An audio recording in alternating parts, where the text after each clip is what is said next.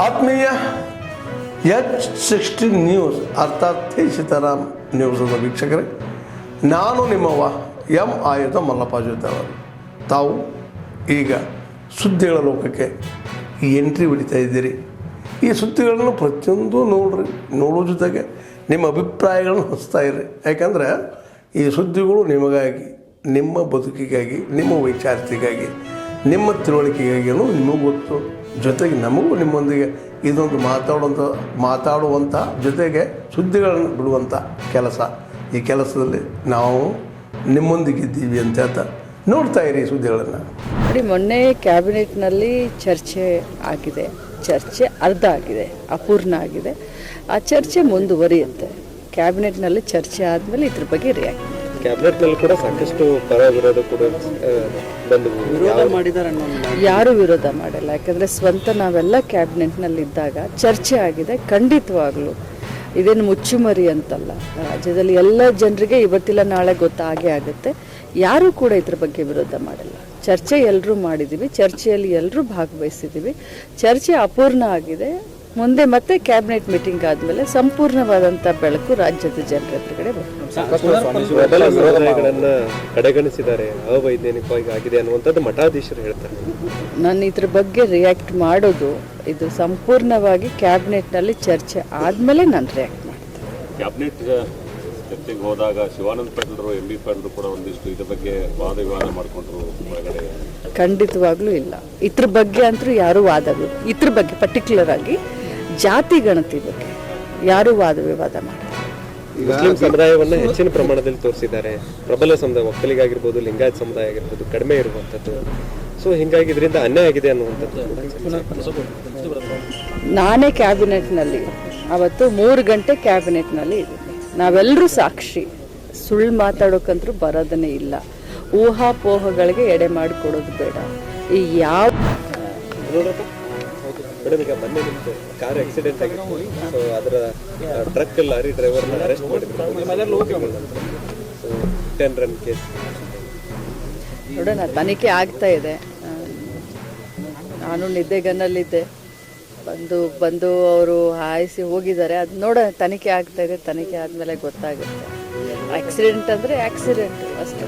ಪೊಲೀಸರು ಕೂಡ ಸಾಕಷ್ಟು ಶ್ರಮ ವಹಿಸಿದ್ರು. ಖಂಡಿತವಾಗ್ಲೂ ನಾನು ಅಭಿನಂದನೆ ಸಲ್ಲಿಸ್ತೀನಿ. ಆಲ್ವೇಸ್ ಅದರಲ್ಲೂ ನಮ್ಮ ಬೆಳಗಾವಿ ಪೊಲೀಸರಿಗೆ ಅಭಿನಂದನೆ ಸಲ್ಲಿಸ್ತೀನಿ. ನಮ್ಮ SP ಅವರಾಗಲಿ, ಎಲ್ಲ ಪೊಲೀಸ್ ತಂಡ ಇಷ್ಟೊಂದು ತ್ವರಿತಗತಿಯಲ್ಲಿ 3 ತಿಂಗಳದ ಒಳಗಡೆ ನನಗೆ ಅನಿಸಿರಲಿಲ್ಲ ಅವ್ರು ಹಿಡಿತಾರೆ ಅಂತ. ಯಾಕೆ ಹಿಟ್ ಆ್ಯಂಡ್ ರನ್ ಕೇಸು ಬಹಳಷ್ಟು ಆಗ್ತವೆ ಹೋಗ್ತವೆ. ಭಾಳಷ್ಟು ಹರಸಾಹಸ ಪಟ್ಟಿದ್ದಾರೆ. ಬಾಗೇವಾಡಿ ಟೋಲ್ ನಾಕಾದಲ್ಲಿ ಸುಮಾರು 50-60 ಗಾಡಿಗಳು, ಟ್ರಕ್ಕು, ಅದರಲ್ಲೂ ಕಲ್ಲರು, ಅದನ್ನು FSLಗೆ ಕಳಿಸಿ ತ್ವರಿತಗತಿಯಲ್ಲಿ ಅದನ್ನು ರಿಪೋರ್ಟ್ ತರಿಸ್ಕೊಂಡು ನಾನು ಅವ್ರಿಗೆ ಧನ್ಯವಾದವನ್ನು ಕೂಡ ಹೌದು, ಮಹಾರಾಷ್ಟ್ರದ ಪುಣೆ ಅವರು ಅಂತ ಗೊತ್ತಾಗಿದೆ. ತಮಗೇನಾದರೂ ಅನುಮಾನಗಳಿದೆ? ನನಗೆ ಯಾವ ಅನುಮಾನಗಳೂ ಇಲ್ಲ.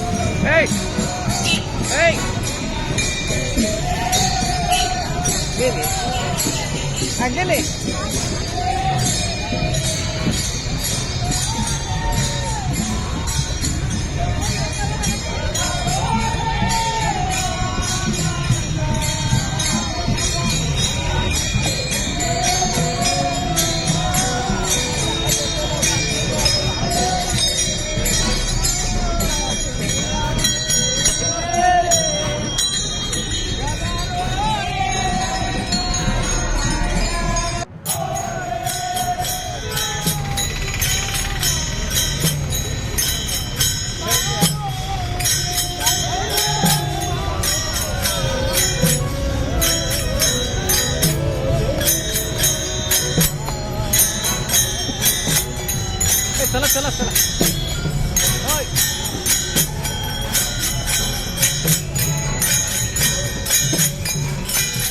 हो चला असं चला इकडे पण सावकाश सावकाश सावकाश थांब थांब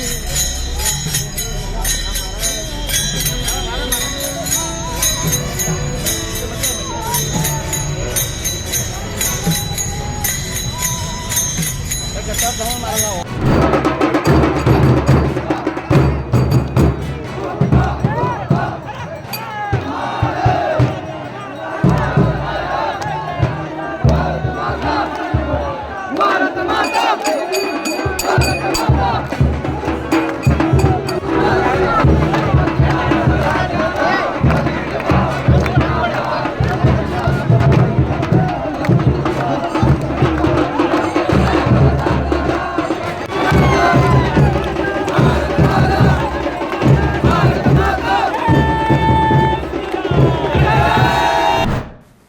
ಆದ್ಮೇಲೆ ಎಲ್ಲ ಸುದ್ದಿಗಳನ್ನು ನೋಡಿದ್ರಲ್ಲ, ಏನು ಅನಿಸ್ತು ನಿಮಗೆ?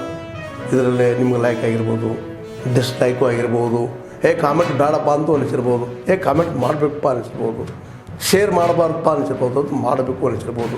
ಏನಾದರೂ ಆಗಲಿ ಶೇರ್ ಮಾಡ್ತಾಯಿರಿ, ಈ ನ್ಯೂಸ್ಗಳನ್ನ ಹಂಚ್ತಾ ಇರಿ, ಜೊತೆಗೆ ಇದಕ್ಕೆ ಸಬ್ಸ್ಕ್ರೈಬ್ ಆಗ್ತಾಯಿರಿ ಅಂತ ಹೇಳ್ತಾ H16 ನ್ಯೂಸ್ ಅರ್ಥಾತ್ ಹೇ ಸೀತಾರಾಮ್, ಇದು ಸತ್ಯದ ಕೈಗೆ ನಡಿ. ವಂದನೆಗಳು.